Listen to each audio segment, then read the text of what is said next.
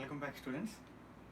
In the previous classes we discussed about the introduction of digestion. So what is digestion and what are the organs involved in the process of digestion, and we continued what are the organs present in the alimentary canal, that it starts with the mouth and ends with the anus, and in mouth is present in the buccal cavity, and from buccal cavity we have esophagus, stomach, small intestine, and the regions present in the small intestine, and then large intestine and the regions present in that, and finally the anus.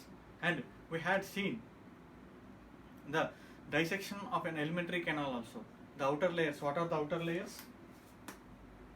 If we cut the alimentary canal, the outer layer is serosa, that contains longitudinal and circular muscles, and if you go deeper we have submucosa and mucosa, and finally we have lumen. So the cross section of the alimentary canal is like this, and we had seen the organs present in the mouth and buccal cavity. Those are tooth and tongue and salivary glands. So the dental formula, that is two types of dental formula for milk teeth and permanent teeth. The milk teeth dental formula, as we discussed in the previous classes, 2102 by 2102, and the permanent teeth 2123 by 2123.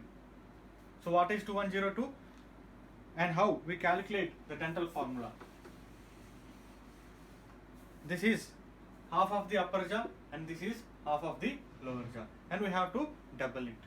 And so finally 20 teeth are present in the milk teeth and 32 are present in the permanent teeth. And the first one denotes incisors, second one canines, third one premolars, and the fourth one is molars. So this is about the dental formula, and we discussed about the taste buds which are present on the tongue and what is the function of that and how they are helpful for sensing the taste of a food what we are taken inside. And coming to salivary glands, what are the function of the salivary glands? They will produce salivary amylase and they will help in the digestion of starch, and they have some antibacterial enzymes also, like lysozyme.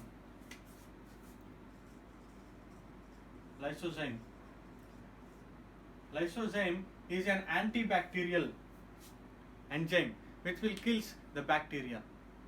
This same enzyme is also present in the tears which are coming from the eyes. So these are helpful for killing the bacteria. So they are acts as an antibacterial enzymes. Antibacterial enzymes. So these are all the points we had discussed in the previous classes. Now, in this class, we will discuss about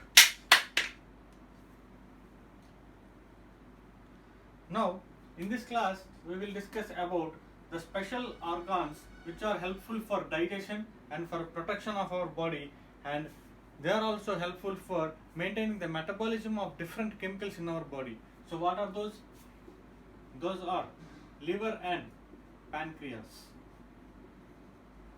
These are the two special organs which are associated with alimentary canal, and they play so many kinds of actions and functions in another body metabolism also. So first of all we will discuss about liver. Liver is the fact you have to know that the liver is the largest gland of our body. The largest gland of human body. The largest gland of human body, and its weight is 1.2 to 1.5 kg of our whole body weight. If you have 60 kg of weight, out of 60 kg, 1.5 kg is your liver only. And so location, where it is present? It is present in the right side of abdominal cavity. Right side of abdominal cavity, below the diaphragm. You know the diaphragm is a muscular structure a dome-shaped muscular structure which will separate the respiratory cavity and the abdominal cavity. It is present here.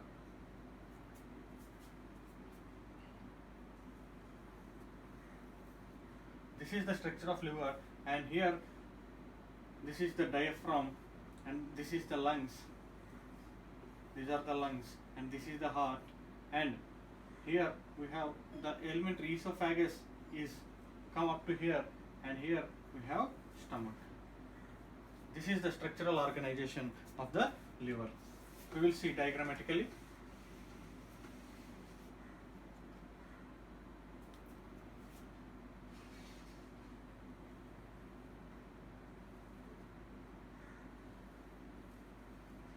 These are the lungs, and here in between the lungs we have heart,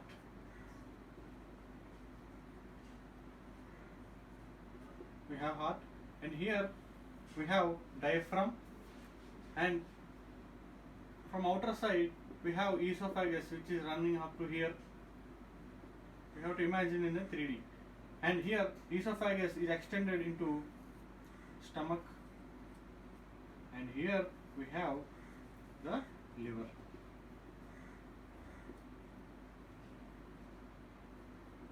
These are the lungs, and this is diaphragm.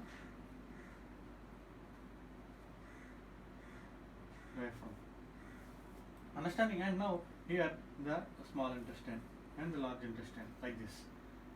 And here one more organ we have to remember, that is pancreas.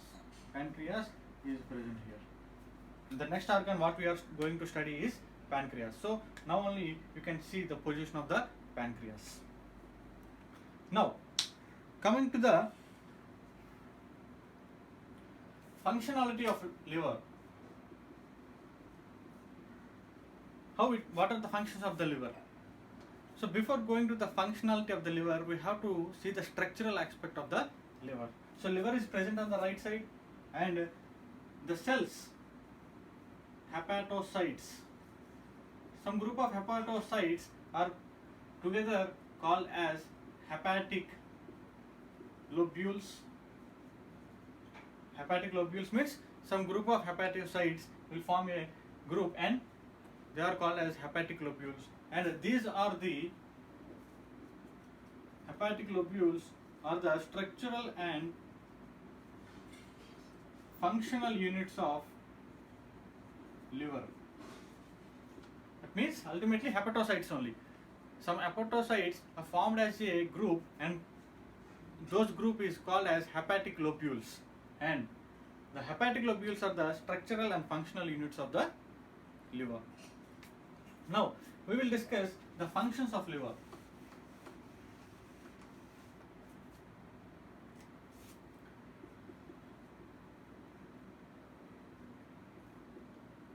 The liver secretes some bile juice. Liver secretes bile juice which contains bile salts and bile pigments. Bile salts and bile pigments. So what are the functions of this bile juice? This bile juice helps in emulsifying fats. Helps in emulsification of fats. Helps in emulsification of fats. So what is emulsification? That means breakdown of fats. So the main important function of the bile juice is emulsification of fats. And the second important function is it plays an important role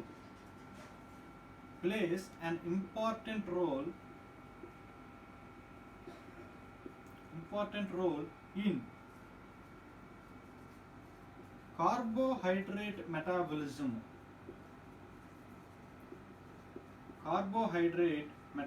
Very important point. So what is metabolism? Metabolism contains both anabolism and catabolism. So what is this? Anabolism means synthesizing. Catabolism means breakdown or destroying. So these two together are called as metabolism. That means if you are building a home, that is anabolism. If you are destroying a home, that is catabolism. Understanding? That means here in the chapter of digestive system, anabolism means preparing the food materials, and catabolism means destroying the food materials which will liberate the energy. So these two processes are together called as metabolism. Understanding? So here carbohydrate metabolism. That means carbohydrates, sucrose, maltose, lactose. Liver helps in the synthesis of that carbohydrate, and also it is responsible for breakdown of that carbohydrate also. So this is a very important function that is exhibited by liver.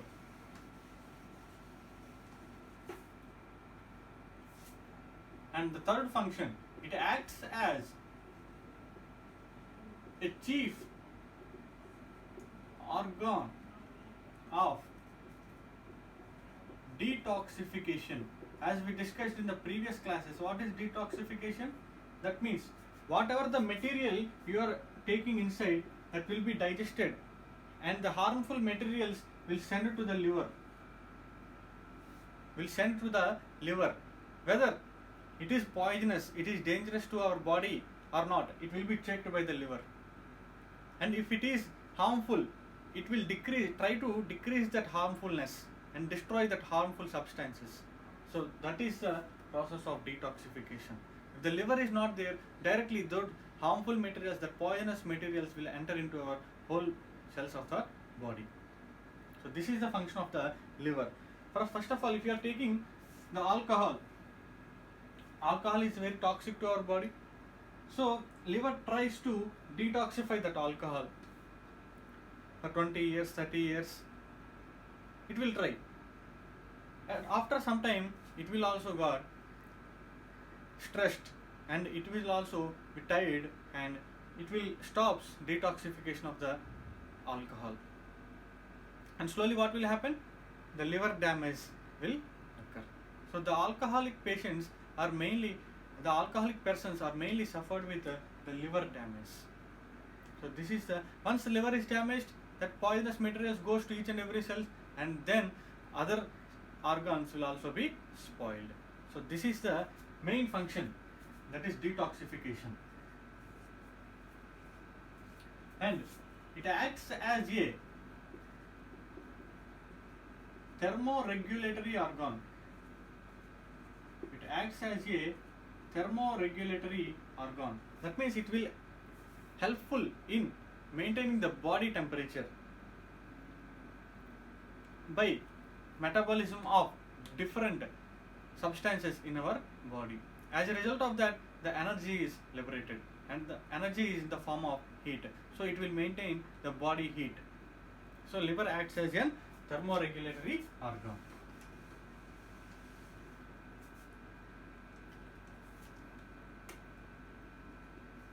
And it secretes different substances. Or it will synthesize different substances. So out of those, we will see what are the proteins that are released or synthesized by the liver. Some proteins are albumins and globulins. These are the proteins which are synthesized by the liver. And so it will synthesize some blood clotting factors also. That means they will helpful in clotting of the blood. So what are those? Those are fibrinogen and prothrombin. These are the blood clotting factors. So what are the function of blood clotting factors? For example, if you have fallen somewhere else and the blood is coming out, and slowly within 2 minutes or 3 minutes the blood flow will be stopped.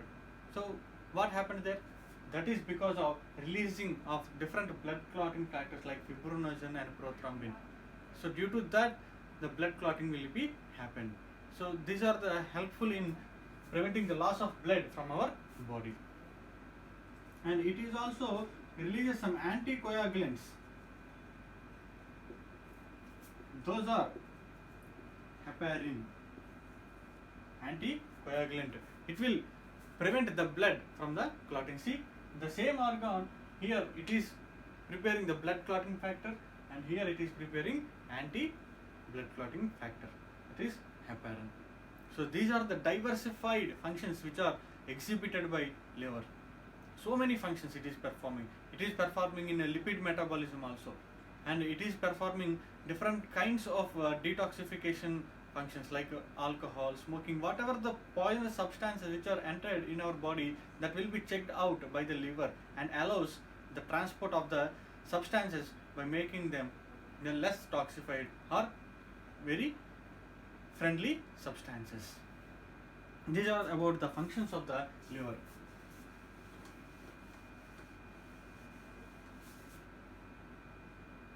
And now, pancreas. So here the pancreas location is here, and it is the second largest organ, second largest gland of in human body. Second largest gland. First largest gland is liver, and the second one is pancreas. So the beauty about pancreas here is it is also called as mixed gland. It is also called as mixed gland. So what is mixed gland? So if the gland acts as in both exocrine gland, it acts as both exocrine gland and endocrine gland, that gland is known as mixed gland. Here you have to know what is exocrine and what is endocrine. For example, if any gland means it will secrete some substances. So what is exocrine gland? If that substances are transported in ducts throughout the body. For example, this is a gland and it will secrete some substances, and these substances are transported in a specialized ducts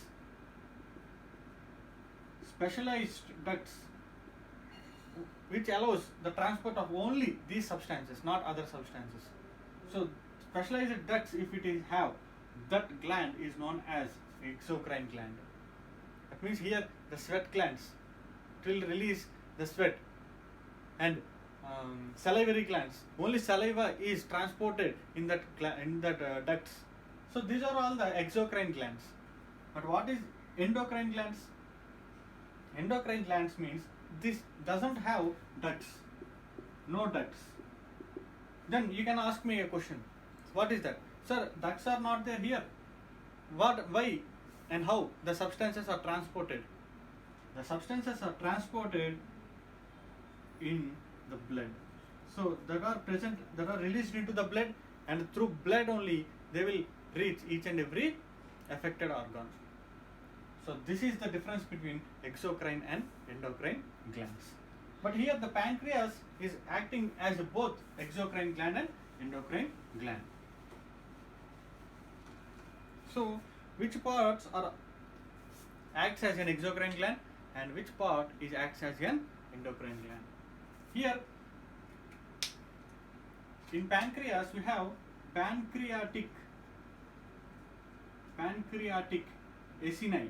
These are some part of cells present in the pancreas, and here islets of Langerhans. These are the specialized cells. So these cells acts as an endocrine gland, and these cells acts as an exocrine gland. And pancreatic acini cells release pancreatic juice, which contains different types of enzymes helpful for digestion of food materials. Understanding why we are discussing the pancreas in the digestion and absorption chapter, because the pancreatic acini that is releasing the juice which contains enzymes which are helpful for digestion of different types of food materials. And here the islets of Langerhans will release hormones. Those are insulin and glucagon. Insulin and glucagon. These will helpful in maintaining the glucose levels of our body.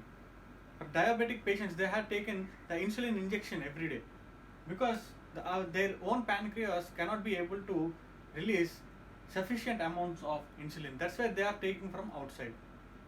Understanding? So these are the two different types of cellular structures which are present in the pancreas, and there are some pancreatic acini acts as an exocrine part, and the islets of Langerhans acts as an endocrine part. That's why we are calling the pancreas as a mixed gland. And this is the functions. Hormone. These are the two hormones, insulin and glucagon, and they are helpful in maintaining the glucose levels, proper glucose levels of our body. And these enzymes, digestive juices, they are helpful for digestion of different substances present in the alimentary canal.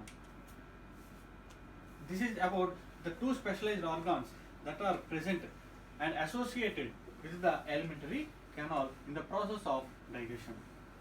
And now it's the time to discuss the physiology of digestion. It's the time to discuss the physiology of digestion. That means where, which material, with the help of which substance is happening. For example, in buccal cavity, we have starch, and that starch is digested into maltose with the help of salivary amylase enzyme in the buccal cavity.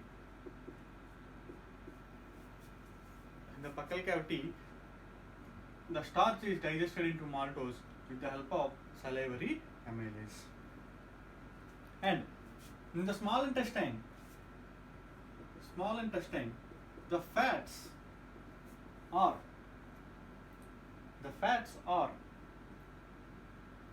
digested into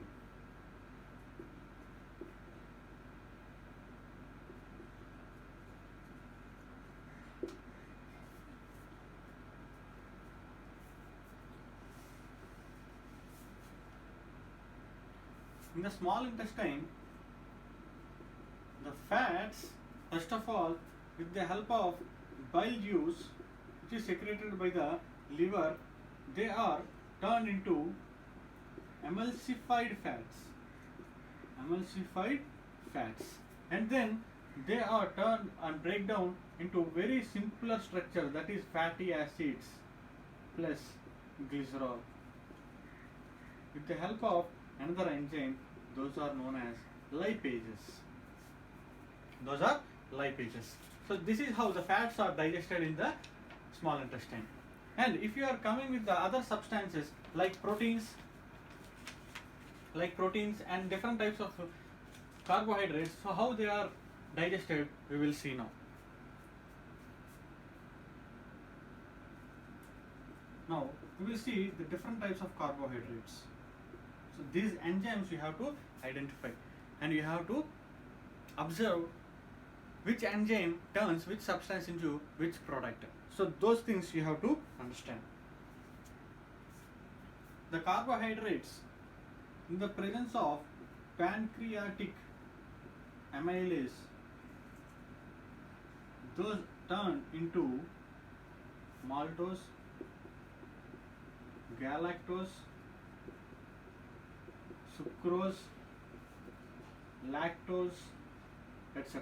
These are the more complex substance carbohydrate and turn into less complex substances. And again, these are break down into further very less complex structures. So what are those? For example, the maltose is break down into two molecules. This contains two molecules. It is known as disaccharide. It contains two molecules. So what are those? It contains two glucose molecules. So in the presence of enzyme maltase, the complex material is divided into two molecules of glucose. And again, next one, sucrose.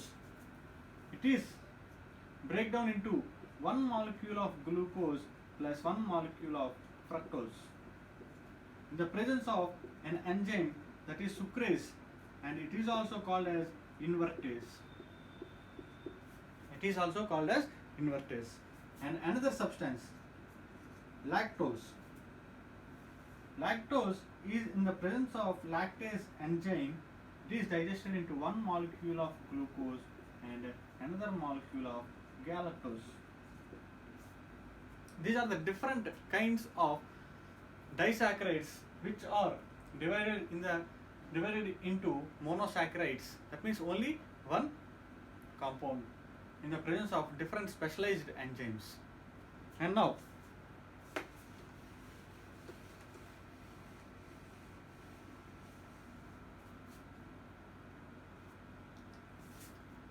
proteins. So what is the fate of proteins? Proteins, several types of enzymes, trypsin,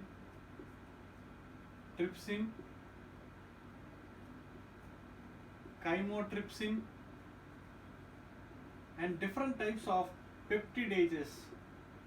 So all these together helpful in the digestion of proteins into a simpler substance. Those are amino acids. That means, for example, this much complex protein is there. This much complex protein will be digested into a simpler complex substances. Two simpler complex substances with the help of trypsin and chymotrypsin. And again, these complex substances are divided into again further less complex substances. Those are tripeptidases. And again, these complex substances are digested into very less complex substances. So these are known as amino acids. So this is how the complex protein structure is digested into more simpler form. This is about the physiology of digestion. Here we observe how the sucrose, how the lactose, how the maltose, those are the complex carbohydrates, and how the proteins, and how the fats, and how the starch is digested in our alimentary canal with the help of different kinds of enzymes. Now, this is about the physiology of digestion. And finally, in this chapter, we have to know some disorders. We have to know. Before that, we will know about the absorption. Now, what will happen? All the digested material present in the small intestine. Now, these are all the digested materials present in the small intestine. Now, they are absorbed. For example, this is the blood vessel. Now, the digested material is absorbed slowly into the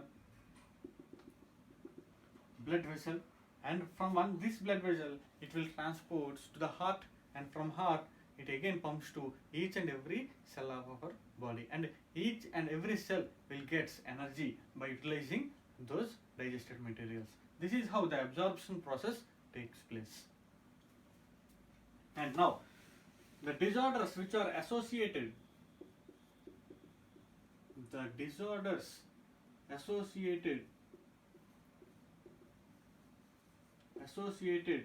with digestive system.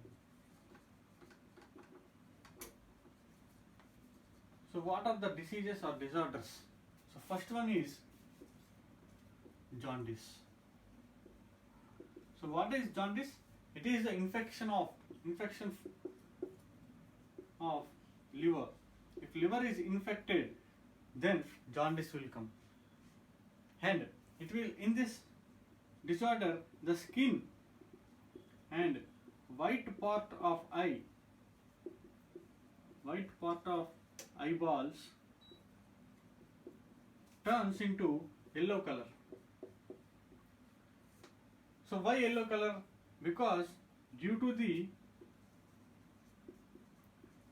deposition or storing of more bile pigments.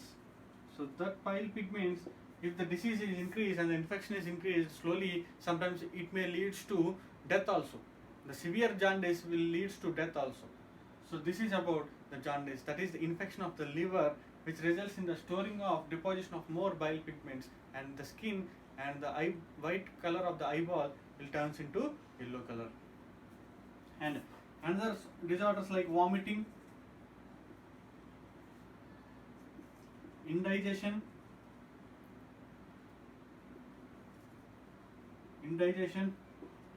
and constipation and diarrhea. So you know that vomiting, sometimes if you have taken some different or spoiled food, it will vomit. And indigestion, if you are taking more spicy foods, our enzymes will not be released in the sufficient amounts. As a result, the food will not be digested. So as a result of that, you can feel that your stomach is full. So that is known as indigestion. And constipation. Constipation means the waste material which is present in the rectum only, it will not come outside. Because that's why so many people are telling that you have to take more amount of water. So that will helpful for the egestion of the waste materials from the rectum. If you are taking the less water, it will not help for the egestion process, and the waste material will be still remains in the rectum only. So that is constipation. And diarrhea. Diarrhea means continuous motions. That means irregular bowel movement. Irregular bowel movement.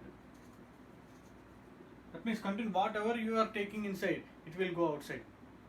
Along with the water also. If you are taking water continuously, that water will also go in the form of loose motions.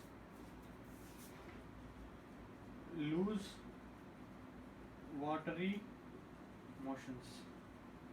So this is known as diarrhea. So what you can do in that case, you have to take more and more fluids, because all the body should be dehydrated. So we have to rehydrate. Our body by taking ORS. So what it is? Oral rehydrated salts or solutions. Oral rehydrated solutions. It contains salts, because all the salts present which are essential for our body are going outside. So we have to rehydrate that salts. So by taking ORS liquids, we can rehydrate those salts. So these are the different disorders that are associated with the digestive system.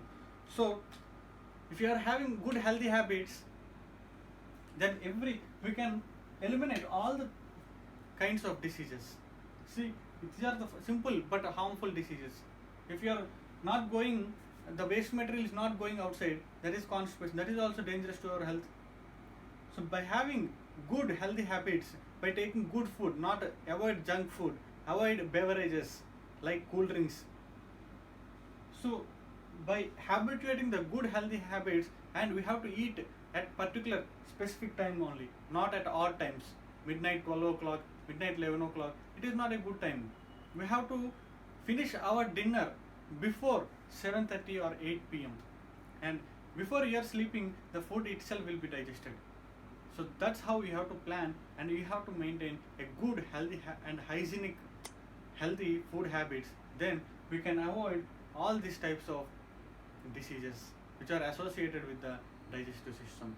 So by this video we had finished our chapter digestion and absorption, and if you have any doubts, you can mention in the chat box. Thank you so much.